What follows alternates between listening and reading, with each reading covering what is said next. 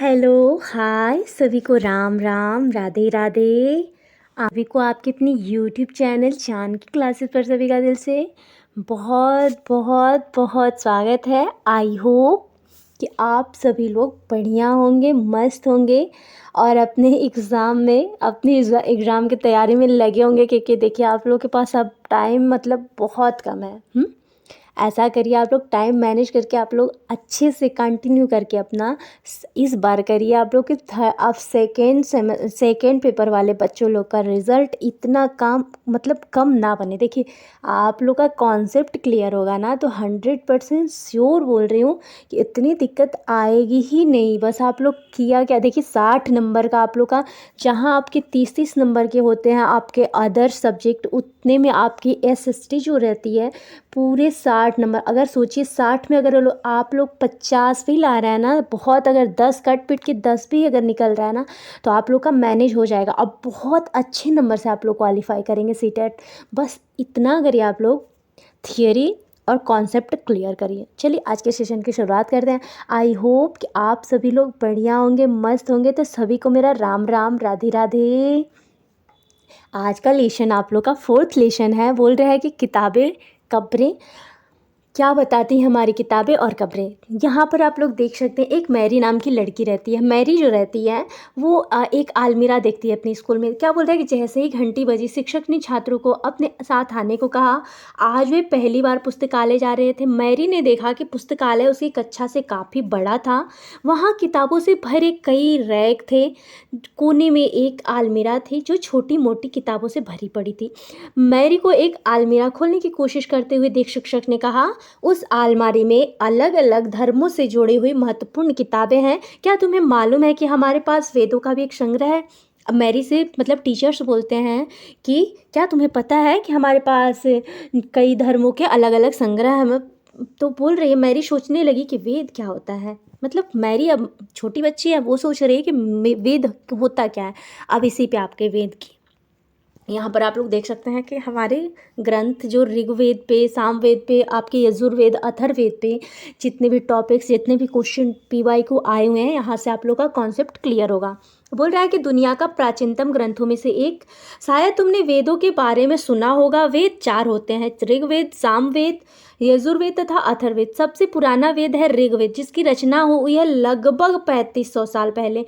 और ऋग्वेद में 1000 साल से ज़्यादा प्रार्थनाएं हैं जिन्हें सूक्त कहा गया है। सूक्त का मतलब है कि अच्छी तरह से बोला गया। मतलब बोल रहा है शायद तुमने वेदों के बारे में सुना ही होगा। वेद आप लोग के 4 होते हैं, ये बात भी सही है कि सामवेद, ऋग्वेद, यजुर्वेद तथा अथर्ववेद। सबसे पुराना वेद आपका ऋग्वेद है, जिसकी रचना आपकी हुई है आपके 35 साल पहले। ऋग्वेद में 1000 से ज़्यादा प्रार्थनाएं हैं जिन्हें सूक्त कहा गया है। सूक्त का मतलब होता है अच्छी तरह से, मतलब उसे बोला गया हो, उसे सूक्त बोला जाता है। चलिए यहाँ पर देख सकते हैं कि विभिन्न देवी देवताओं की स्तुति में रचे गए हैं। इनमें 3 देवता बहुत महत्वपूर्ण है, अग्नि, इंद्र और सोम।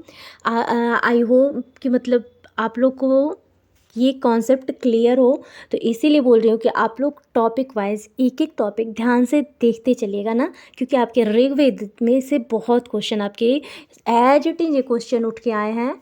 इसीलिए बोल रही हूँ कि कॉन्सेप्ट क्लियर करते चलिएगा। चलिए बोल रहे हैं कि अग्नि, इंद्र और सोम जो हैं इसमें प्रमुख देवता माने गए हैं। अग्नि आग के देवता, इंद्र युद्ध के देवता और सोम एक पौधा है जिससे एक खास पेय बनाया जाता है। देखिए ये जो है ना, ये अग्नि देवता आपके आग के देवता है, इंद्र देवता आपके युद्ध के देवता है और सोम जो है एक पौधा है जिसका एक खास पेय बनाया जाता था।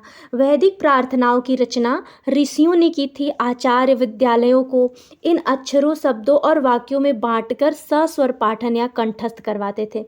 बोल रहा है कि मतलब जो ये रचना थी, मतलब आचार्य जो लोग थे विद्यार्थियों को अक्षरों, शब्दों और वाक्यों में बांट देते थे और उसको सस्वर पठन, कंठस्थ करवाते थे। अभी वर्तमान में ये कंठस्थ जो वर्ड है ना, अब निगेटिव माना जाता है। मतलब पहले ये होता था कि जो वैदिक प्रार्थनाओं की रचना होती थी, ऋषियों ने की थी, आचार्य विद्यार्थियों को इन अक्षरों को शब्दों, वाक्यों में बांटकर सस्वर पाठ द्वारा कंठस्थ करवाते थे। अधिकांश सूक्तों की रचयिता सीखने और सिखाने वाले पुरुष थे। मतलब जो अधिकांश सूक्त हैं, इसमें पूरे 10,000 सूत्र हैं, अभी आप लोगों ने पढ़ा। तो जो एक से मतलब इनके जो सिखाने वाले और सीखने वाले थे, अधिकांश सूक्त की रचना जो किए थे वो आपके पुरुष थे। कुछ प्रार्थनाओं की रचना महिलाओं ने भी की थी। ऋग्वेद की भाषा प्राक संस्कृत या वैदिक संस्कृत कहलाती है। तुम स्कूल में जो संस्कृत पढ़ती हो उससे यह भाषा थोड़ी सी भिन्न है। देखिए क्या बोल रहा है, देखिए ध्यान से, एक एक टॉपिक आप लोग ध्यान से बस क्लियर करते चलिए। बोल रहा है कि वैदिक प्रार्थनाओं की रचना ऋषियों ने की थी। आचार्य विद्यार्थियों को इन्हीं अक्षरों, शब्दों और वाक्यों में बांटकर शाश्वत पाठ या कंठस्थ करवाते थे। अधिकांश जो सूक्त थे, आपके 10,000 सूक्त जो थे, उसमें से जो सूक्त थे, कुछ सूक्त की रचना आपके सीखने सिखाने वाले जो थे वो पुरुष थे, और कुछ प्रार्थनाओं की रचना जो था, प्रार्थना जो उसमें है, उसकी रचना आपकी महिलाओं ने की थी। ऋग्वेद की भाषा प्राक संस्कृत या वैदिक संस्कृत कहलाती है। मतलब ऋग्वेद की जो लैंग्वेज है, और ये आपका एज इट इज क्वेश्चन पूछ के आता है। जिन्होंने पेपर दिया है, जो लोग मॉक टेस्ट दे रहे हैं, उन लोग को पता होगा कि ये एज इट इज क्वेश्चन आपके सीटेट में पूछ के आया है। तो याद करते चलिए कि संस्कृत या वैदिक संस्कृत कहलाती थी भाषा। चलिए, उनकी भाषा मतलब हम लोग की संस्कृत से थोड़ी सी भिन्न है, जो हम लोग वर्तमान में पढ़ते हैं। यहाँ पर आप लोग देख सकते हैं, संस्कृत भाषा भारोपीय, भारत यूरोपीय भाषा परिवार का हिस्सा है। मतलब जो संस्कृत लैंग्वेज अभी वर्तमान में है, तो इसे भारोपीय बोला जाता है। मतलब भारत और यूरोपीय भाषा परिवार का एक हिस्सा है। भारत की कई भाषाएं असमिया, गुजराती, हिंदी, काश्मीरी, सिंधी, एशियाई भाषाएं जैसे फारसी तथा यूरोप की बहुत सी भाषाएं जैसे अंग्रेजी, फ्रांसीसी, जर्मन, यूनानी, इतालवी, स्पेनिश आदि इसी परिवार से जुड़ी हुई है। उन्हें एक भाषा परिवार इसीलिए कहा जाता है क्योंकि आरंभ में उनमें कई शब्द एक जैसे थे। उदाहरण के लिए मातृ संस्कृत में माँ हिंदी और मदर अंग्रेजी शब्द को देखिए यहाँ से एक बार और आप लोग देखिए क्या बोल रहा है। देखिए कि संस्कृत भाषा जो आपका था, भाषा था नहीं, अभी वर्तमान में है, तो उसे भारोपीय बोला जाता था। भारोपीय क्यों बोला जाता था? क्योंकि जो भारत और यूरोपीय भाषा का एक हिस्सा था, परिवार का हिस्सा था ना। भारत की कई भाषाएं, असमिया, गुजराती, हिंदी, काश्मीरी, सिंधी, एशियाई भाषाएं जो थीं वो फारसी तथा यूरोप की बहुत सी भाषाएं, अंग्रेजी, फ्रांसीसी, जर्मन, यूनानी, इताली, स्पेनिश आदि इसी परिवार से जुड़ी हुई हैं। जो भी मतलब अभी असमिया है, गुजरात है, हिंदी है, कश्मीर है, सिंधी है, एशियाई भाषा जो है वो फारसी तथा यूरोप की बहुत सी भाषाएं, अंग्रेजी, फ्रांसीसी, जर्मन, यूनानी, इतालवी, स्पेनिश आदि इसी परिवार से मतलब जुड़ी हुई हैं। फिर बोल रहा है कि उन्हीं एक भाषा परिवार को इसीलिए कहा जाता है क्योंकि हम लोग का मतलब उन लोग को परिवार, उन भाषा परिवार इसीलिए बनाया गया है क्योंकि जो आरंभ में उन्होंने कई शब्द एक जैसे थे। उदाहरण के लिए जो है मातृ आपका संस्कृत शब्द है, माँ है हिंदी, और मदर आपका अंग्रेजी शब्द। देखिए इससे हम लोग यूज करते हैं, मातृ भी यूज किया जाता है, माँ भी यूज किया जाता है, और मदर भी। इसीलिए उन लोगों को भाषा परिवार का हिस्सा माना जाता है, जो आप लोग के अंग्रेजी, फ्रांसीसी, जर्मन, यूनानी, इताली आदि हैं। चलिए, क्या तुमने इनमें कोई समानता तुमने इनमें कोई समानता नज़र आती है? बोल रहा है। तो बोल रहा है कि उपमहाद्वीप में दूसरे भाषा परिवारों को भी भाषाएं बोली जाती हैं। उदाहरण के लिए कि पूर्वोत्तर प्रदेशों में तिब्बत वर्मा परिवार की भाषाएं बोली जाती हैं। तमिल, तेलुगु, कन्नड़, मलयालम द्रविड़ भाषा परिवार की भाषाएं हैं। जबकि झारखंड और मध्य भारत की कई हिस्सों से बोली जाने वाली भाषाएं ऑस्ट्रो एशियाटिक परिवार से जुड़ी हुई हैं। देखिए क्या बोल रहा है यहाँ पर, देखिए कि जो उपमहाद्वीप में दूसरे भाषा परिवार की भी भाषाएं बोली जाती हैं। उदाहरण के लिए है कि पूर्वोत्तर प्रदेशों में तिब्बत वर्मा परिवार की भाषाएं बोली जाती हैं। तमिल, तेलुगु, कन्नड़, मलयालम द्रविड़ भाषा परिवार की जो है भाषाएं हैं। जबकि झारखंड और मध्य भारत के कई हिस्सों में बोली जाने वाली भाषाएं एस्ट्रो एशियाटिक परिवार से जुड़ी हुई हैं। मतलब जो अभी वर्तमान में आपके मध्य भारत में, झारखंड, मध्य भारत और कई हिस्से अभी हैं ऐसे कि जिनमें भाषाएं एस्ट्रो एशियाटिक परिवार से जुड़ी हुई मतलब भाषाएं बोली जाती हैं। चलिए, आई होप कि आप लोग का कॉन्सेप्ट क्लियर होता जा रहा होगा। चलिए नेक्स्ट टॉपिक देखते हैं। यहाँ पर आप लोग देखिए कि हम जिन किताबों को पढ़ते हैं वे लिखी और छापी गई हैं। बोल रहा है कि जो हम किताबें पढ़ते हैं वे लिखी और छापी गई हैं। ऋग्वेद का उच्चारण किया जाता था और श्रवण किया जाता था, ना कि पढ़ा जाता था। जो ऋग्वेद है उसका उच्चारण किया जाता था, श्रवण किया जाता था, उसे पढ़ा नहीं जाता, ना कि पढ़ा जाता था। रचना के कई सदियों बाद इसे पहली बार लिखा गया था। इसे छापने का काम तो मुश्किल से 200 साल पहले हुआ था। जो ऋग्वेद है हम लोग का, वो किताब को हम पढ़ते हैं, वे लिखी गई और छापी गई हैं। ऋग्वेद का उच्चारण किया जाता था, श्रवण किया जाता था, लेकिन न पढ़ा जाता था। रचना के कई सदियों के बाद इसे पहली बार लिखा गया। इसे छापने का काम जो था तो मुश्किल से 200 साल मतलब पहले हुआ था। फिर क्या बोल रहा है कि इतिहासकार ऋग्वेद का अध्ययन कैसे करते हैं। जो इतिहासकार हैं वो ऋग्वेद का अध्ययन कैसे करते हैं। बोल रहा है कि इतिहासकार पुरातत्ववेत्ताओं की तरह ही अतीत के बारे में जानकारी इकट्ठी करते हैं, लेकिन भौतिक अवशेषों के अलावा वे लिखित स्रोतों को भी उपयोग करते हैं। बोल रहा है कि जो इतिहासकार हैं पुरातत्ववेत्ता की तरह अतीत के बारे में जानकारी इकट्ठी करते हैं, लेकिन भौतिक अवशेषों के अलावा वे लिखित स्रोतों को भी उपयोग करते हैं। चलो देखते हैं कि ऋग्वेद का अध्ययन कैसे करते हैं। यहाँ पर आप लोग देख सकते हैं कि ऋग्वेद के कुछ सूक्त वार्तालाप के रूप में है। विश्वामित्र नामक ऋषि और देवियों के रूप में पूजित दो नदियां ब्यास और सतलज के बीच यह संवाद एक ऐसे ही सूक्त का अंश है। बोल रहा है कि जो ऋग्वेद है कुछ मतलब सूक्त जो है वार्तालाप के रूप में है। विश्वामित्र नामक ऋषि और देवी देवताओं के रूप में पूजित दो नदियों ब्यास और सतलुज के बीच यह संवाद एक ऐसे ही सूक्त का अंश है। फिर बोल रहा है कि यहाँ पर आप लोग देख सकते हैं, हाँ यहाँ पर आप लोग देखिए ऋग्वेद का एक पांडुलिपि, ऋग्वेद की पांडुलिपि का एक पन्ना यहाँ पर आप लोग देख सकते हैं। ये ऋग्वेद के एक पांडुलिपि का एक पन्ना है जो कि भुर्ज की छाल पर लिखा गया है। यहाँ पर आप लोग देख सकते हैं कि जो भुर्ज का छाल है वहाँ पर आपके ऋग्वेद की एक पांडुलिपि का पन्ना है मिला है। वो बोल रहा है कि यह पांडुलिपि जो है कि कश्मीर में पाई गई थी। मतलब अभी वर्तमान में कश्मीर जो है आपका वहाँ पर आपकी ये पांडुलिपि पाई गई थी। लगभग आपके बोल रहा है कि लगभग 150 वर्ष पहले ऋग्वेद की सबसे पहली बार छापने के लिए इसका उपयोग किया गया था। इसी पांडुलिपि को देखकर अंग्रेजी अनुवाद तैयार किया गया था। यह पांडुलिपि पुणे महाराष्ट्र से एक पुस्तकालय में अभी देखिए वर्तमान में जो है यह पांडुलिपि जो है कश्मीर में पाई गई। फिर वहाँ लगभग 150 वर्ष पहले ऋग्वेद का सबसे पहली बार छापने के लिए इसका उपयोग किया गया। बाद में क्या हुआ कि जो अभी अंग्रेजी की अनुवाद हुआ है इसी पांडुलिपि को देखकर, मतलब इस अंग्रेजी का अनुवाद तैयार हुआ और यह पांडुलिपि अभी वर्तमान के पुणे महाराष्ट्र के एक पुस्तकालय में सुरक्षित है। जो आपका ये लोग आप देख रहे हैं ना, ये अभी वर्तमान में पुणे महाराष्ट्र में एक पुस्तकालय है, लाइब्रेरी है, वहाँ पर ये सुरक्षित रखा गया है। चलिए नेक्स्ट टॉपिक देखते चलिएगा।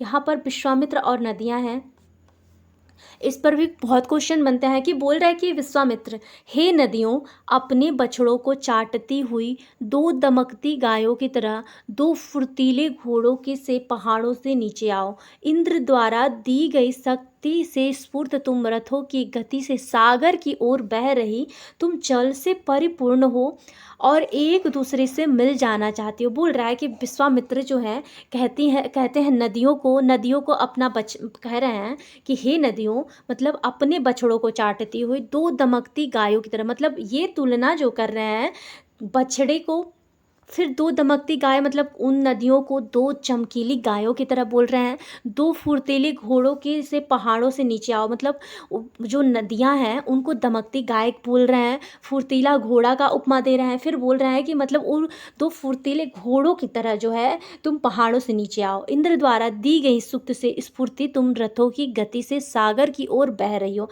मतलब जो इंद्र के द्वारा दी गई शक्ति है उससे तुम उसी के मतलब पावर से तुम रथों की गति से सागर की ओर बह रही हो। तुम जल से परिपूर्ण हो और एक दूसरे से मिल जाना चाहते हो। ये जो विश्वामित्र हैं मतलब दो नदियों की आपस में वर्णन कर रहे हैं कि तुम अपने बछड़ों को चाटती हुई दमकती गायों की तरह, मतलब वो चमकती गाय के मतलब जो, इसीलिए देखिए गाय को ना ऋग्वेद में बहुत मतलब उत्तम अति श्रेष्ठ माना गया है। अभी वर्तमान में तो गाय का मतलब हर जगह बहुत ज़्यादा मतलब इधर से मार रहे हैं लोग, इधर से मतलब बेच रहे हैं लोग, गलत गलत काम हो रहा है। लेकिन ये आपके ऋग्वेद में ना गाय की बहुत महत्ता दी गई है। तो इसीलिए बोल रहे हैं कि जो नदियाँ हैं उनकी तुलना गायों से किए हैं कि दो दमकती गायों की तरह हो तुम लोग, दो फुर्तीले घोड़ों की तरह तुम लोग पहाड़ों से नीचे आओ, और इंद्र द्वारा शक्ति से स्फूर्त तुम रथों की गति से सागर की ओर बह रही हो। तो तुम जल से परिपूर्ण हो, एक दूसरे से मिल जाना चाहते हो। मतलब वो जो नदियाँ हैं उन्हीं को बोल रहे हैं कि तुम एक दूसरे से मतलब मिल जाना चाहती हो। फिर बोल रहे हैं कि नदियाँ जल से परिपूर्ण हम देवताओं को बनाए रास्ते पर चलती हैं, एक बार निकलने पर हमें रोका जा सकता। हे ऋषि, तुम हमसे प्रार्थना क्यों कर रहे हो? नदियाँ बोल रही हैं कि जल से परिपूर्ण हम देवताओं को के बनाए रास्ते पर चलती हैं, एक बार निकलने पर हमें रोका नहीं जा सकता है। हे ऋषि, तुम हमसे प्रार्थना क्यों कर रहे हो? मान लो लहर जो आती है, लहरें कहाँ रुकती हैं? तो वही बोल रहा है कि जब जल हम देवताओं के बनाए रास्ते पर चल रही हैं, तो एक बार जब हम निकल जाती हैं तो हमें रोका नहीं जा सकता है। तो हे ऋषि, तुम हमसे प्रार्थना क्यों कर रहे हो? तो फिर विश्वामित्र कहते हैं कि हे बहनों, मुझे गायक की प्रार्थना सुनो। मैं रथों और गाड़ियों सहित बहुत दूर से आया हूँ, करके अपने जल को हमारे रथों और गाड़ियों की धुरियों धुरियों के ऊपर ना उठाओ, ताकि हम कृपा करके अपने जल को हमारे रथों और गाड़ियों की धुरियों को के ऊपर ना उठाओ, ताकि हम आसानी से उस पार जा सकें। नदियाँ बोलती हैं कि हम तुम्हारी प्रार्थना सुनेंगे, जिससे तुम सब सुरक्षित उस पार जा सको। इतिहासकार यह बताते हैं कि यह प्रार्थना जो है कि उस क्षेत्र में रची रची गई होंगी। ये जो आप प्रार्थना अभी ऊपर से पढ़े हैं विश्वामित्र और नदियाँ की, तो यही बोल रहा है कि इतिहासकार यह बताते हैं कि यह प्रार्थना जो है कि क्षेत्र में रची गई होंगी जहाँ ये नदियाँ बहती हैं। वे यह भी सुझाते हैं कि जिस समाज में ऋषि रहते थे वहाँ घोड़ों और गायों की बहुत महत्व थी। घोड़े और गायों की अभी तुलना विश्वामित्र जी ने आपके नदियों से किया है। तो इससे पता लगता है कि मतलब जो कि घोड़े जहाँ ऋषि समाज रहते थे वहाँ पर घोड़ा और गाय दोनों का बहुत महत्व दिया गया है। इसीलिए न कि तुलना नदियों की तुलना है कि घोड़ों और गायों से की गई है। इसीलिए इतिहासकार बोल रहा है कि जो नदियाँ हैं उनकी तुलना घोड़ों और गायों से ऋषि समाज ने किया है। चलिए, इससे पता चलता है कि मतलब नदियों की तुलना इसीलिए किए होंगे ऋषि समाज लोग, क्योंकि उन लोगों की नज़र में जो गाय होती थी, जो घोड़े होते थे, मतलब बहुत सम्माननीय होते थे, बहुत महत्व था। फिर क्या बोल रहा है कि क्या तुम्हें लगता है कि रथ भी महत्वपूर्ण थे? अपने जवाब के लिए कारण बताओ। प्रार्थना की पंक्तियों के दोबारा पढ़कर यह बताओ कि उनमें परिवहन के लिए किन किन साधनों का उल्लेख है। अभी आप लोगों ने ऊपर पढ़ा है कि रथ का। तो फिर यहाँ पर देखिए ऋग्वेद की प्रार्थनाओं में अन्य दूसरी नदियों, खासकर सरस्वती, सिंधु और उसकी सहायक नदियों का भी जिक्र है। गंगा और यमुना का उल्लेख सिर्फ एक बार हुआ था। गंगा और देखिए ये भी टॉपिक जो है ये एज इट इज ये क्वेश्चन आपके सीटेट के सिलेबस में पूछ कर आया है कि गंगा और यमुना नदियों का उल्लेख कितनी बार हुआ है। अभी आप लोग यहाँ पर देखते चलिए, आप लोग का कॉन्सेप्ट क्लियर होता चलेगा। बोल रहा है कि गंगा और यमुना जो नदी हैं उनका उल्लेख आपके ऋग्वेद में सिर्फ एक बार हुआ है। और जो ऋग्वेद की प्रार्थनाओं में अन्य दूसरी नदियाँ हैं, जैसे खासकर सरस्वती हैं, आपकी सिंधु हैं, उनकी सहायक नदियाँ हैं, इनकी मतलब जिक्र ज़्यादा हुई है। मतलब ये नहीं बता रहे, लेकिन ये बता रहा है कि जो गंगा और यमुना है उनका उल्लेख सिर्फ एक बार हुआ है। चलिए, यहाँ पर आप लोग देख सकते हैं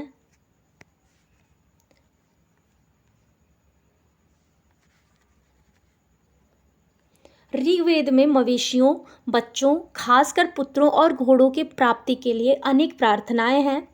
यहाँ पर ऋग्वेद में मवेशी, बच्चों, खासकर पुत्रों और घोड़ों की प्राप्ति के लिए अनेक प्रार्थनाएं हैं। घोड़ों को लड़ाई में रथ खींचने के काम में लाया जाता था। इन लड़ाइयों में मवेशी जीत कर लाए जाते थे। लड़ाई वैसे ज़मीन के लिए भी लड़ी जाती थी जहां अच्छी चारागाह हो। यहाँ पर जौ जैसी जल्दी तैयार हो जाने वाली फसलों का उपजाया जा सकता हो। कुछ लड़ाइयाँ पानी के स्रोतों और लोगों को बंदी बनाने के लिए भी लड़ी। देखिए क्या बोल रहा है जो ऋग्वेद में मवेशी और बच्चों का खासकर पुत्रों और घोड़ों की प्राप्ति के लिए अनेक प्रार्थनाएं की गई हैं। तो घोड़ों को लड़ाई में रथ खींचने के काम में लाया जाता था। देखिए मतलब ये मतलब स्पष्ट होता है कि उस समय रथ का भी प्रचलन था, घोड़ों का भी प्रचलन था। और बोल रहा है कि जो घोड़ों को लड़ाई में रथ खींचने के काम में लाया जाता था, ये as it is a question बन करके आया है कि किस काम में आपका रथ आता था। तो यही है कि घोड़ों को लड़ाई में रथ खींचने के काम में आपके रथ का काम आता था। इन लड़ाइयों में मवेशी जीत कर लाए जाते थे। लड़ाइयाँ वैसी ज़मीन के लिए भी लड़ी जाती थी जहाँ अच्छे चारागाह हों और जहाँ पर जो जैसी जल्दी तैयार हो जाने वाली फसलों को उपजाया जा सकता हो। कुछ लड़ाइयाँ पानी के स्रोतों को और लोगों को बंदी बनाने के लिए भी लड़ी जाती थी। बोल रहा है कि जो ऋग्वेद में मवेशी हैं, बच्चे हैं, खासकर पुत्रों और घोड़ों की प्राप्ति के लिए अनेक प्रार्थनाएं की गई हैं। घोड़ों को लड़ाई में रथ खींचने के काम में लाया जाता था। इन लड़ाइयों में मवेशी जीत कर लाए जाते थे। लड़ाइयाँ वैसे ज़मीन के भी लिए लड़ी जाती थी जहाँ अच्छे चारागाह हों, यहाँ पर जो जैसी जल्दी तैयार हो जाने वाली फसलों को उपजाया जा सकता है। कुछ लड़ाइयाँ पानी के स्रोतों और लोगों को बंदी बनाने के लिए भी लड़ी जाती थी। फिर बोल रहा है कि युद्ध में जीते गए धन कुछ भाग सरदार देखिए ये question as it is question आपके बन के आता है, इसीलिए ये बहुत महत्वपूर्ण हो जाता है। बोल रहा है कि युद्ध में जीते गए धन कुछ भाग सरदार रख लेते थे तथा कुछ हिस्सा पुरोहित को दे दिया जाता था। शेष धन जो था आम लोगों में बांट दिया जाता था। कुछ धन यज्ञ करने के लिए भी प्रयुक्त होता था। यज्ञ की आग में आहुति दी जाती थी। ये आहुति देवी देवताओं को भी दी जाती थी। घी, अनाज और कभी कभी जानवरों की भी आहुति दी जाती थी। मतलब बोल रहा है कि युद्ध में जीते गए जितने भी धन होते थे वो कुछ भाग सरदार रख लेते थे, कुछ हिस्सा जो था पुरोहित को दिया जाता था और कुछ हिस्सा जो था शेष धन जो बचता था वो आम लोगों में बांट दिया जाता था। कुछ धन यज्ञ करने के लिए प्रयुक्त होता था। यज्ञ की आग में आहुति दी जाती थी। ये आहुतियाँ जो थी देवी देवताओं को दी जाती थी। घी, अनाज और कभी कभी जानवरों को भी आहुति दी जाती थी। फिर नेक्स्ट टॉपिक बोल रहा है कि अधिकांश पुरुष जो लोग थे इन युद्धों में भाग लेते थे। कोई अस्थाई सेना नहीं होती थी। मतलब जो पुरुष थे मतलब अधिकांश मतलब युद्धों में भाग लेते थे, लेकिन इन लोगों की कोई अस्थाई सेना मतलब कोई पर्सनल सेना नहीं रहती थी। लेकिन लोग सभाओं में मिलते जुलते थे और युद्ध व शांति के विषय में सलाह मशविरा करते थे। वहाँ ये ऐसे लोगों को अपना सरदार चुनते थे जो बहादुर और कुशल योद्धा हो। बोल रहा है कि जो अधिकांश पुरुष थे इन युद्धों में भाग लेते थे। कोई अस्थाई सेना तो इनकी रहती नहीं थी, लेकिन लोग सभाओं में मिलते जुलते थे। मतलब ये लोग थे मतलब इन लोगों की कोई अस्थाई सेना नहीं थी, लेकिन ये सभा में मिलते जुलते थे। और फिर बोल रहा है कि युद्ध में शांति के विषय में सलाह व मशविरा भी करते थे। जिनसे मिलते थे तो वो युद्ध के लिए शांति भी चाहते थे और शांति के विषय में वो लोग मतलब मशविरा मतलब बातें करते थे। वहाँ ये ऐसे लोगों को अपना सरदार चुनते थे जो बहादुर और कुशल योद्धा हो। मतलब जहाँ ये लोग मिलते जुलते थे, सभा जहाँ लगता था वहाँ ये लोग मतलब ऐसे लोग को चुनते थे, ऐसे मतलब पर्सन को चुनते थे कि जो सरदार ऐसा हो जो कुशल हो और बहादुर भी हो। मतलब कुशल योद्धा हो फिर बहादुर भी हो। तो फिर नेक्स्ट टॉपिक यहाँ पर बोल रहा है कि लोगों की विशेषता बताने वाले शब्द। अब यहाँ पर देखिए कि लोगों का वर्गीकरण काम, भाषा, परिवार या समुदाय, निवास स्थान या सांस्कृतिक परंपरा के आधार पर किया जाता रहा है। मतलब ऋग्वेद में लोगों की विशेषता बताने वाले शब्द जो है कि लोगों का वर्गीकरण हुआ काम के आधार पर, भाषा के आधार पर, परिवार या समुदाय के आधार पर, निवास स्थान या सांस्कृतिक परंपरा के आधार पर मतलब किया जाता रहा है। ऋग्वेद में लोगों की विशेषता बताने वाले कुछ शब्दों को देखो। यहाँ पर आप लोग देख सकते हैं कि ऐसे दो समूह हैं जिनका वर्गीकरण काम के आधार पर किया गया है। यहाँ पर आप लोग देख रहे हैं पुरोहित जिन्हें कभी कभी ब्राह्मण कहा जाता था, तरह तरह के यज्ञ और अनुष्ठान करते थे। दूसरे लोग थे राजा। ये मतलब यहाँ ऐसे दो समूह हैं जिनका वर्गीकरण काम के आधार पर किया गया है। मतलब काम के आधार पर आपके पुरोहित जो थे उन्हें कभी कभी ब्राह्मण कहा जाता था, तरह तरह के यज्ञ और अनुष्ठान ये लोग करवाते थे। और दूसरे समूह जो थे वो राजा थे।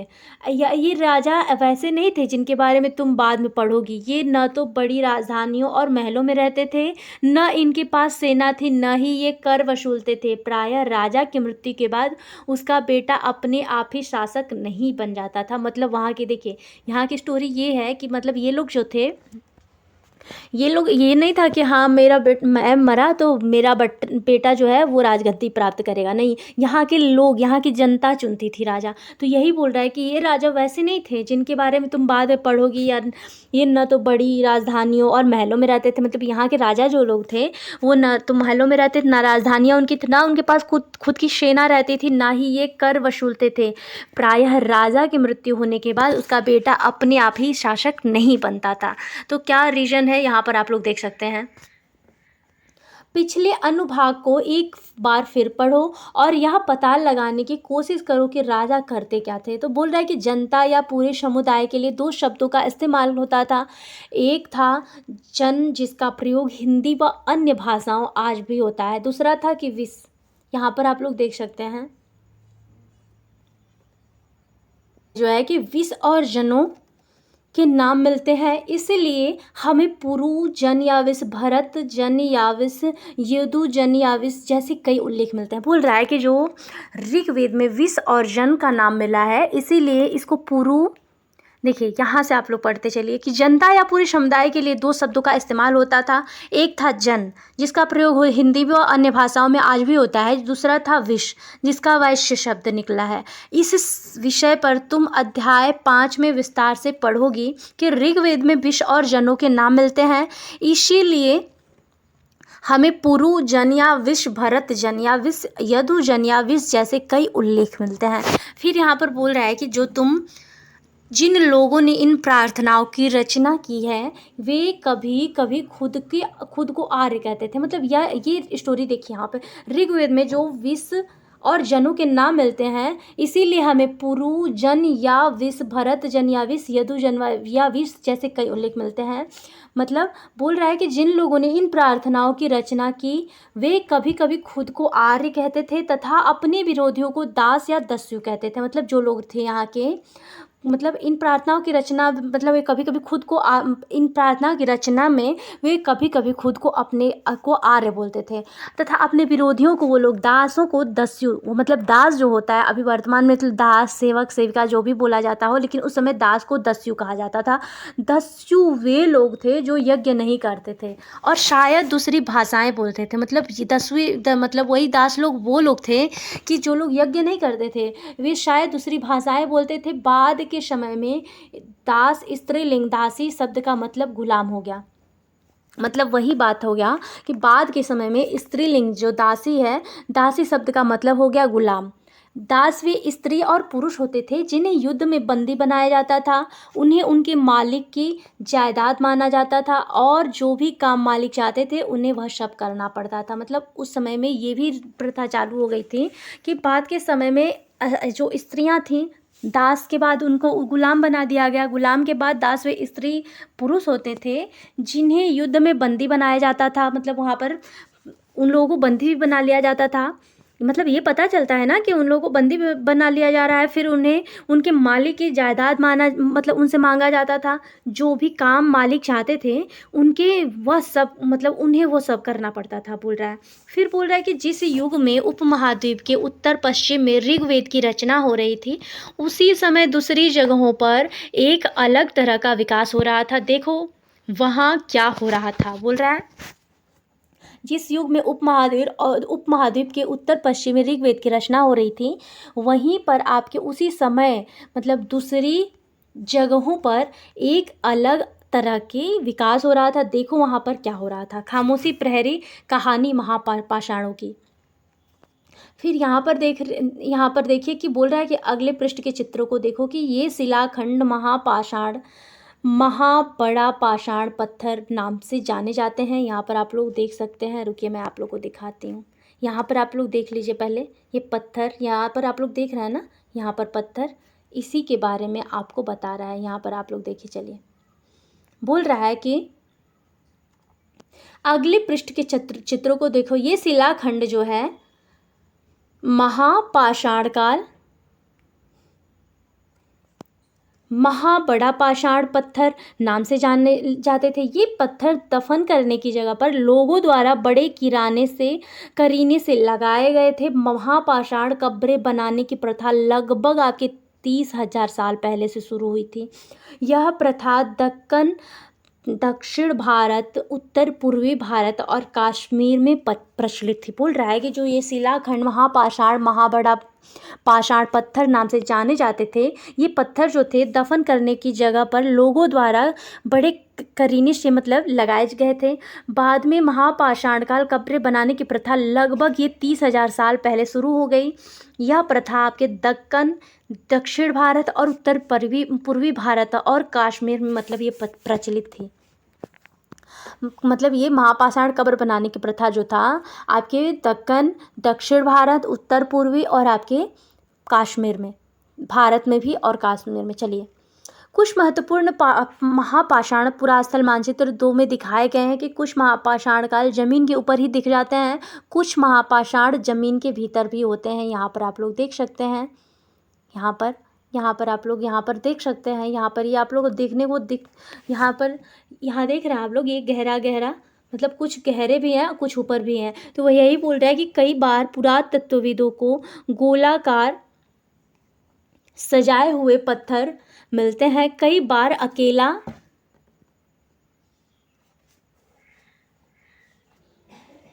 खड़ा हुआ भी पत्थर मिलता था। और ये ही एकमात्र प्रमाण है कि जो जमीन के नीचे कब्रों को दर्शाते हैं। बोल रहा है कि जो कई बार पुरातत्वविदों को गोलाकार सजाए हुए पत्थर मिलते हैं और कई बार अकेला खड़ा हुआ पत्थर मिलता है। ये ही एकमात्र प्रमाण है कि जो ज़मीन के नीचे कब्रों को दर्शाती हैं। यहाँ पर आप लोग देख सकते हैं गोल गोल पर, यहाँ आप लोग देख रहे हैं ना, ये फिगर में दिख रहा है कि गोल गोल पत्थर हैं और इसके बीच में जो है आपके कुछ कब्र जैसा यहाँ पर दिखाई दे रहा है, नीचे कब्रों को दर्शाया गया है।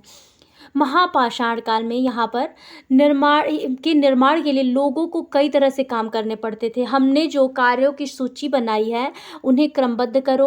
गड्ढे खोदना, शिलाखंडों को ढोकर लाना, बड़े पत्थरों को तराशना और मरे हुए को दफनाना। बोल रहा है कि जो महापाषाण काल में इनको निर्माण करने के लिए लोगों को कई तरह से काम करने पड़ते थे। हमने जो कार्यों की सूची बनाई है उन्हें क्रमबद्ध करो। बोल रहा है कि गड्ढा खोदना, फिर शिलाखंडों को ढेर कर लाना, बड़े पत्थरों को तराशना और मरे हुए को दफनाना।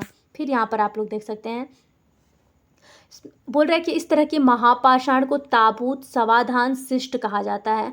शिष्ट पे आपके PYQ में क्वेश्चन बनकर आया है और ये एज इट इज ये क्वेश्चन, ये देखिए ये इस पे क्वेश्चन बन के आता है। ये जो है ना, इस पे शिलाखंड, आपके कब्र कहाँ मिले हैं, ज़मीन में खुदे हुए कब्र, ये सारे क्वेश्चन आपके PYQ में आ चुके हैं। तो ये टॉपिक बहुत ध्यान से देखते चलेगा। बोल रहा है कि इस तरह के महापाषाण को ताबूत, समाधान अथवा शिष्ट कहा जाता है। यहाँ दिखाए गए शिष्ट में एक पोर्ट होल, बड़ा सुराख है जो शायद पृथ्वी से बने हुए कमरे में जाने का रास्ता था। यहाँ पर आप लोग देख सकते हैं, ये जो दिख रहा है ना, यहाँ पर एक छोटा सा यहाँ पर पोर्ट होल दिख रहा है।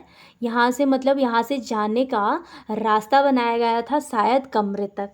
मतलब ये पहले कब्र के पास आपके गोल गोल पत्थर रखे जाते थे, पत्थर के बाद आपके गहरी एक कब्रिस्तान खोदी जाती थी, उसके बाद ये एक पोर्ट होल बनाया जाता था और इस पूरे को आपको ना शिष्ट बोला जाता है। ये वर्ड, एक एक वर्ड ध्यान से देखते चलिएगा ताकि कहीं कन्फ्यूजन ना हो आप लोगों।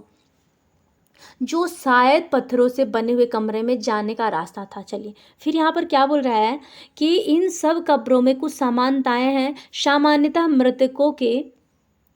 मृतकों को खास किस्म के मिट्टी के बर्तनों के साथ दफनाया जाता था, जिन्हें काले लाल मिट्टी के बर्तनों, ब्लैक एंड रेड वेयर के नाम से जाना जाता है। देखिए ये बोल रहा है कि इन ये जो कब्रें हैं इनमें कुछ समानताएं भी मिलती हैं। सामान्यतः जो मृतकों के खास किस्म के मिट्टी के बर्तन के साथ दफनाया जाता था, जिन्हें काले लाल मिट्टी के बर्तन, ब्लैक एंड रेड वेयर के नाम से जाना जाता है। इनके साथ ही मिले लोहे के औजार और हथियार, घोड़ों के कंकाल और सामान तथा पत्थर और सोने के गहने। देखिए इनके साथ जो इनका जब कब्र दफनाया गया है तो इनके साथ जो मिला है, इन लोहा का औजार मिला है, हथियार मिला है, घोड़े के कंगाल मिले हैं और सामान तथा पत्थर और सोने के गहने मिले हैं। मतलब देखिए यहाँ पर एक एक टॉपिक ध्यान से देखते चलेगा। बोल रहा है कि इन सब कब्रों में कुछ समानताएं हैं। सामान्यतः मृतकों को खास किस्म के मिट्टी के बर्तन के साथ दफनाया जाता था, जिन्हें काले लाल मिट्टी के बर्तन, जिसे ब्लैक एंड रेड वेयर बोला जाता था। उसके बाद बोल रहे हैं कि इसके साथ ही मिले हैं लोहे के औजार, हथियार, घोड़े के कंकाल और सामान तथा पत्थर और सोने के गहने। फिर क्या बोल रहा है कि यहाँ पर आप लोग देख सकते हैं, क्या हड़प्पा सभ्यता में शहरों में लोहे का प्रयोग होता था? तो बोल रहा है कि महापाषाण कब्रों से मिले लोहे के सामान, बाईं ओर घोड़े के लिए सामान, नीचे बाईं ओर कुल्हाड़ियाँ, नीचे एक कठार मतलब मिला था, तभी तो आपके महापाषाण कब्रों से मिले हैं लोहे के सामान। यहाँ पर आप लोग देख रहे हैं ना कि महापाषाण काल में कब्रों से मिले लोहे के सामान, बाईं ओर घोड़े के लिए सामान, नीचे कुल्हाड़ियाँ और नीचे कटार। यहाँ पर आप लोग फिगर में भी देख सकते हैं, यहाँ पर आप लोग देख सकते हैं कब्रों से मिले हैं। यहाँ पर ये दिख रहा है ना कि घोड़े के लिए सामान ये मिला है या घोड़ा के लिए सामान है। यहाँ पर लोहे के कुछ सामान मिले हैं, यहाँ पर ये लोहे का सामान है, ये कुल्हाड़ी मिली है और नीचे एक कटार भी मिला है। यहाँ पर आप लोग फिगर में आप लोग यहाँ पर देख सकते हैं कि लोहे में कुल्हाड़ी और कटार मिला है यहाँ पर। तो इसका मतलब ये मतलब होता है कि हाँ, उस समय में लोहे का भी प्रचलन था। फिर आप लोग देख सकते हैं यहाँ पर लोगों की सामाजिक और असमानताओं के बारे में पता लगाया गया। तो पुरातत्वविद यह मानते थे कि कंकाल के साथ पाई गई चीज़ें मरे हुए व्यक्ति की ही रही होंगी। कभी कभी एक कब्र की तुलना में दूसरी कब्र में ज़्यादा चीज़ें मिलती थीं। और मानचित्र 2 जो अभी ब्रह्मगिरी को खोजो, यह एक व्यक्ति की कब्र में 33 सोने के मनके और शंख पाए गए थे। अभी आप लोगों ने ऊपर पढ़ा था कि जो शंख और सोने के मनके पाए गए थे, वही बोल रहा है कि जो व्यक्ति मरा था उसके पास 33 सोने के मनके और शंख पाए गए हैं। दूसरे कंकालों के पास सिर्फ कुछ मिट्टी के बर्तन ही पाए गए।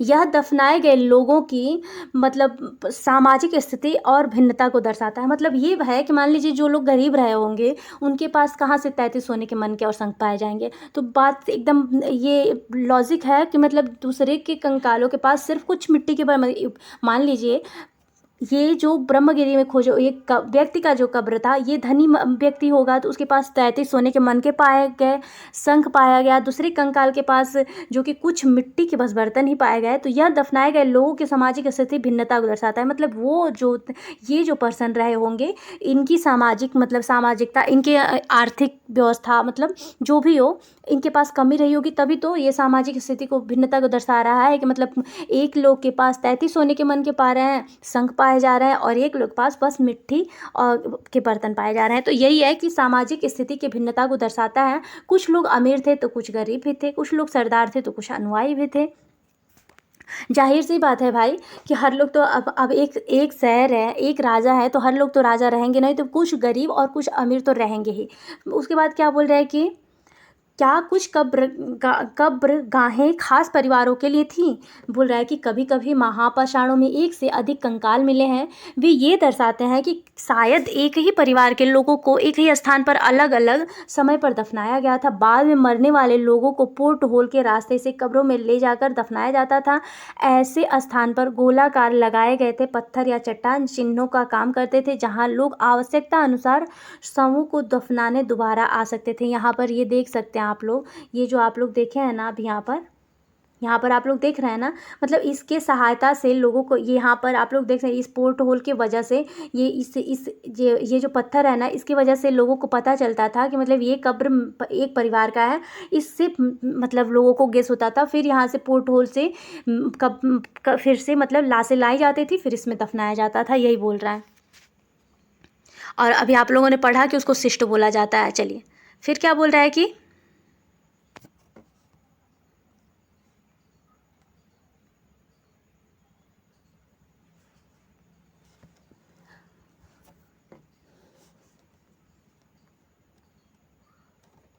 यहाँ पर आप लोग देखें, फिर बोल रहा है कि लोग आवश्यकता अनुसार शवों को दफनाए दोबारा आ सकते थे।